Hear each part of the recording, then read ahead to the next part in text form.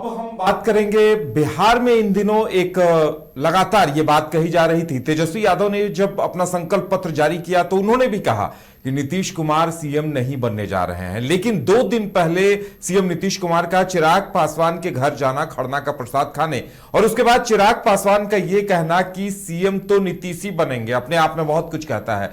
यह बिहार की सियासत में जो कुछ चल रहा था, विपक्ष की तरफ से ये जो एक प्रयास चल रहा था ये साबित करने का या ये स्थापित करने का कि नीतीश कुमार अब सीएम नहीं बनेंगे, तो इसके लिए देखिए कितने तरीके से बीजेपी ने या फिर एनडीए के ही एक घटक दल है चिराग पासवान, और चिराग पासवान जिनके बारे ये कहा जाता है कि नीतीश से दूरी के लिए वो जाने जाते रहे। 5 सालों तक इनके आपसी रिश्तों पर बर्फ जमी रही, लेकिन अब बर्फ वो इस कदर पिघली है कि नीतीश कुमार चिराग पासवान के घर जाते हैं और चिराग पासवान न्यूज बाइस्कोप से एक्सक्लूसिव इंटरव्यू में कहते हैं कि सीएम तो नीतीश ही बनेंगे। हमारे साथ हमारे सहयोगी अंशु भी जुड़े हुए हैं जिन्होंने चिराग पासवान का इंटरव्यू किया है। अंशु, देखिए, चिराग पासवान अगर ये बात खुलकर कह रहे हैं कि सीएम तो नीतीश ही बनेंगे तो इसके मायने बहुत कुछ हैं, क्योंकि तेजस्वी यादव आज भी जब संकल्प पत्र जारी कर रहे थे तो कह रहे थे कि नीतीश जी सीएम नहीं बनेंगे। नहीं, बिल्कुल। देखिए, अब कहीं कोई किंतु परंतु नहीं है, और ये जान लीजिए, अगर नीतीश कुमार जिधर रहेंगे सरकार उसी की बनेगी। अगर ये कोई भी सहयोगी दल अगर ये सोचती है जो नीतीश कुमार को हल्के में लेकर के हम सरकार बना लेंगे, तो ये बिल्कुल पॉसिबल नहीं है और ये कभी नहीं हो सकता है। अमित शाह ने भी कह चुका है, अमित शाह का भी बयान आया हुआ था कुछ दिन पहले, जो नीतीश कुमार के नेतृत्व में ही चुनाव लड़ेंगे, और उन्होंने प्रक्रिया समझाई। जो विधायक दल के बैठक में ये तय होता है नीतीश कुमार ही सीएम मतलब नीतीश के नेतृत्व में हम लोग चुनाव लड़ेंगे और विधायक दल के बैठक में ये तय हो जाएगा मुख्यमंत्री कौन बनेगा। विपक्ष लगातार ये प्रचारित कर रहा था, अमित शाह के बयान को ही विपक्ष प्रचारित कर रहा था, लेकिन उसकी काट अब चिराग पासवान कर रहे हैं। चिराग पासवान को ये लग रहा है जो जो भी अपना रैली में या उनके कार्यकर्ता चाहे उनके जो चाहने वाले वो जो भी कहें, लेकिन ये बात सत्य है, नीतीश कुमार को अगर वो साथ लेके नहीं चलते हैं, नीतीश कुमार को अगर मतलब उनकी सहमति या फिर यूं कह नीतीश कुमार को मुख्यमंत्री के तौर पर अगर वो नहीं बोलते हैं, तो ये चीजें संभव बिल्कुल नहीं है जो एनडीए की सरकार बिहार में बन पाए। क्योंकि आपको पता होगा, हम इसको आपको ऐसे समझाना चाहते हैं, जो कुछ दिन पहले की बात थी जब सीट शेयरिंग हो रहा था, तो उस वक्त आपने भी देखा होगा नीतीश कुमार को लेकर के तरह तरह के बयान आ रहे थे। लेकिन किस प्रकार से एनडीए में जो है चिराग पासवान ने जिन जिन सीटों पर अपना दावा किया था, उन सीटों पर नीतीश कुमार ने बुला करके सिंबल दिया था। इसके बाद से एनडीए में बीजेपी और लोक जनशक्ति पार्टी रामविलास का जो है नींद आप कह सकते हैं, वो कहीं न कहीं उड़ चुका था। और ऐसे में लगातार बैठक का जो है दौर चल रहा था और बातें को मैनेज किया गया, और जिन जिन सीटों पर उन्होंने दावा किया था, चाहे राजगीर हो चाहे सोनबरसा हो, उन सीटों पर से दावा जो है वापस लेना पड़ा।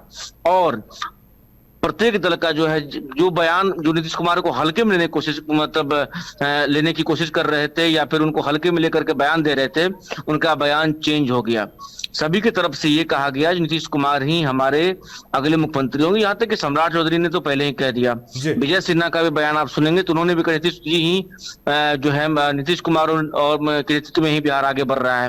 तो चिराग पासवान भी बिल्कुल अब अपने बयान पर अड़े हुए, उन्होंने बिल्कुल ये कहा है तो हमारे दल के जो भी विधायक हैं वो नीतीश कुमार के नेतृत्व में चुनाव लड़ रहे हैं और उन्हीं को जो है सीएम बनाना। देखिए, लोकसभा की बातें कुछ और होती है, विधानसभा की बातें कुछ और होती है। नीतीश कुमार को हल्के में लेने की कोशिश कोई नहीं करेगा, क्योंकि नीतीश कुमार कहीं न कहीं उनका जो काम किया हुआ है, उनका जो बिहार में जो अपना एक उनका वोट बैंक है, खास करके महिलाओं में जो उनका पकड़ है, जो महिलाओं में जो है खास करके जो उनको लेकर के जो उन्होंने महिलाओं के लिए काम किया है, चाहे वो पंचायत व्यवस्था में आरक्षण की बात हो, चाहे बिहार पुलिस में आरक्षण की बात हो, या फिर जिस प्रकार से जीविका को जो है पैसा दिया गया खाते में, और उसके बाद स्वरोजगार योजना, तमाम तरह की चीजें जो महिलाओं के लिए उन्होंने की है। तो ऐसे में नीतीश कुमार को कोई भी इग्नोर नहीं कर सकता। तेजस्वी यादव को भी यह पता है। तेजस्वी यादव भले अभी वो कुछ भी कह लें, कुछ भी बयान दे दें, लेकिन उन्हें भी ये पता है जो नीतीश कुमार क्या चीज है। नीतीश कुमार जब उनके साथ आएंगे तभी उनकी सरकार बन पाएगी। ये कई दफे उनके पार्टी के लोग, कई लोगों ने कहा भी है। तो ये बातें बिल्कुल क्लियर हैं। जो नीतीश कुमार ही आने वाले समय में, जो चुनाव के बाद रूपरेखा तय होगा, नीतीश कुमार फिर से सीएम बनेंगे बिल्कुल। और वही मुख्यमंत्री होंगे। चिराग चलिए पासवान भी ऐसे बयान। जी, चलिए अंशु, हमारे साथ जुड़ने के लिए और तमाम जानकारी देने के लिए बहुत बहुत धन्यवाद। तो हमारे साथ हमारे सहयोगी राकेश रंजन जी भी हैं। राकेश जी, देखिए, लगातार बिहार में ये एस्टैब्लिश करने की कोशिश चल रही थी, तेजस्वी यादव नीतीश को काट नहीं सकते क्योंकि नीतीश जिधर सत्ता उधर, और नीतीश को नकारा नहीं जा सकता, ये तेजस्वी यादव बखूबी जानते हैं। तो विपक्ष का जो ये एजेंडा था कि इस बार सीएम नीतीश नहीं बनेंगे, लगातार नीतीश के समर्थकों को ये यकीन दिलाने की कोशिश हो रही थी। लेकिन अब लगता है चिराग पासवान जिस तरह से खुलकर बयान दे रहे हैं कि सीएम तो नीतीश ही बनेंगे, ये अपने आप में बहुत कुछ कहता है। जी हाँ, बहुत कुछ कहता है। और देखिए, आज तेजस्वी यादव भी जो ये बातें कहते हैं कि बीजेपी नीतीश कुमार को सीएम नहीं बनाएगी या वो पुतला बन गए हैं, उनके प्रति सहानुभूति है, तो दरअसल सहानुभूति नीतीश कुमार के प्रति ना होकर जो है उनकी जो नज़र है वो नीतीश कुमार को जो वर्ग वोट करते हैं, जो जातियां वोट करती हैं, उनके तरफ है। क्योंकि जहां जेडीयू के प्रत्याशी हैं वो तो नीतीश कुमार को वोट करेंगे, लेकिन बाकी जगहों के लिए वो एक संदेश देना चाहते हैं कि चूंकि ये नीतीश को सीएम नहीं बनाएंगे तो आप जो है कोई दूसरा विकल्प भी देख सकते हैं। कहने का मतलब महागठबंधन को भी देख सकते हैं। तो ये इस स्ट्रैटेजी का हिस्सा है और ये बातें सभी लोग जो है बखूबी समझ भी रहे हैं। देखिए, जहां तक एनडीए की बात है, मुझे लगता है कि सीट शेयरिंग जितना स्मूथली होता हुआ दिखा है, ये इस गठबंधन की एक बड़ी सफलता है। देखिए, कई लिस्ट चल रहे थे और उस वक्त भी जब हम कार्यक्रम करते थे, मैं बराबर ये बात कहता था कि कहीं से कोई ऑफिशियल जो है वर्जन नहीं आ रहा था, वो फ्लोट हो रही थी चीजें। अब वो फ्लोट कौन कर रहा था, ये भी एक बड़ा सवाल है कि चिराग पासवान को जो सीटें दी जा रही थी, क्योंकि नीतीश कुमार और चिराग पासवान का जो रिश्ता रहा, जैसा आपने थोड़ी देर पहले बताया, पिछले चुनाव के बाद कुछ बेहतर नहीं रहा था। तो यहां पर एक कोशिश थी कि एक संदेश, एक कंफ्यूजन क्रिएट किया जाए, लेकिन जिस मैच्योरिटी के साथ नीतीश कुमार और चिराग पासवान ने उस मामले को सुलझाया, वो काबिले तारीफ है। देखिए, जितनी सीटों के लिए कहा जाता था, एक इंटरव्यू मैं सुन रहा था चिराग पासवान का, तो उन्होंने साफ कहा कि सोनबरसा सीट तो हमने कभी मांगी ही नहीं थी।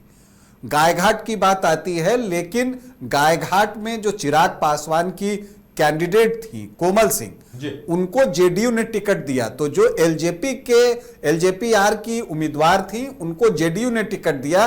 और ऐसा आप कई सीटों पर देखेंगे कि गठबंधन दल जो है एक दूसरे के साथ उन्होंने सिंबल एक्सचेंज किया है, प्रत्याशी किसी दल का, सिंबल किसी और दल का। ये चीजें पहले भी हुई हैं। सुनील कुमार पिंटू, आप सीतामढ़ी लोकसभा चुनाव को याद कीजिए, उस वक्त वो पहले बीजेपी में थे, बाद में वो जेडीयू से चुनाव लड़े।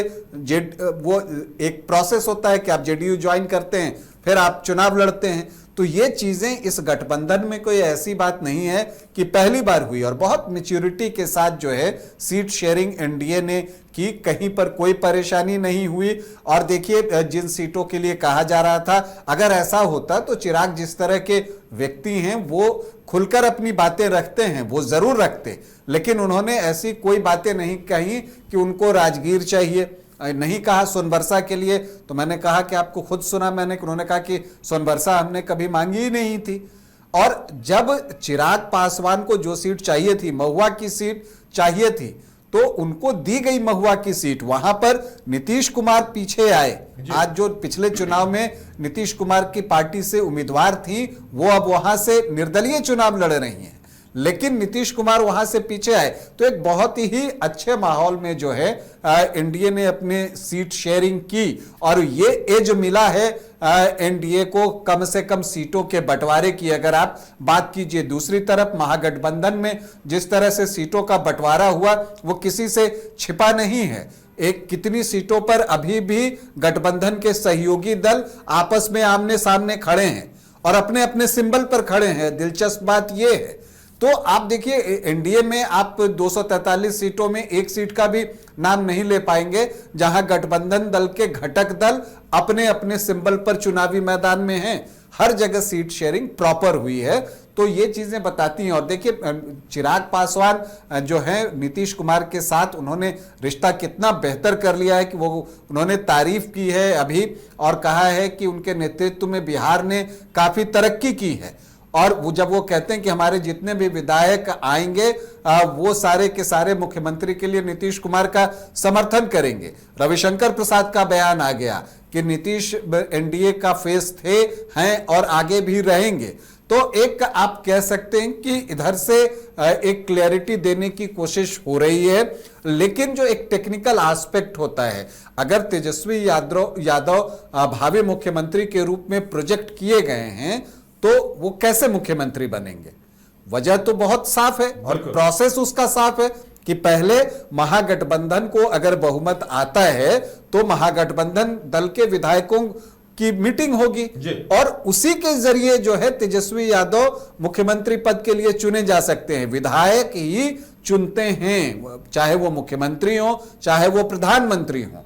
तो उसी तरह से चयन होता है। प्रधानमंत्री में सांसद जो है वो चयन करते हैं, यहां पर मुख्यमंत्री में विधायक करते हैं। तो वो एक प्रोसेस जरूर है। हाँ, अमित शाह की बातों से एक संशय जरूर बना था और उसको लेकर चूंकि कई बार मीडिया हाइप भी होती है, तो उसका फायदा विपक्षी दल क्यों ना उठाना चाहिए उनको। चूंकि ये चुनाव है और ये चुनावी जंग है, तो इस जंग में हर चीज जो है साम दाम दंड भेद वो सब आपको देखने को मिलेगा। अगर आप कोई अवसर देते हैं, कोई लूज बॉल फेंकते हैं, तो उस पे चौका छक्का तो लगेगा। ये के सबसे चर्चित चेहरे अगर देखा जाए बिहार में तो नीतीश कुमार और चिराग पासवान।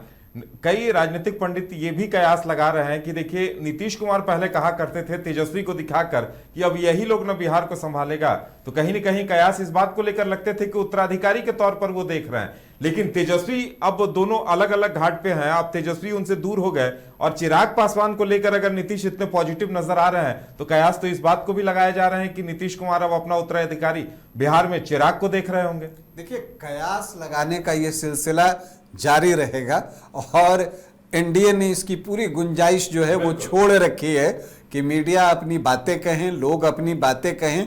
लेकिन आपको बताऊं कि बहुत आप कहते हैं कि एक सुनियोजित तरीके से चीज़ों को एक स्ट्रक्चर बनाकर ही एनडीए चीज़ों को लेकर आगे बढ़ता है। इतनी हल्की फुल्की बातें जो है वहाँ पर नहीं होती हैं। और इसीलिए मैंने कहा कि आप देखिए सीट शेयरिंग जैसा मुश्किल मामला कितनी आसानी से सुलझ गया, जिसकी की उम्मीद किसी को नहीं थी। लगा था कि कुछ सीटों पर तो जिच होगा, लेकिन ऐसा कुछ नहीं हुआ।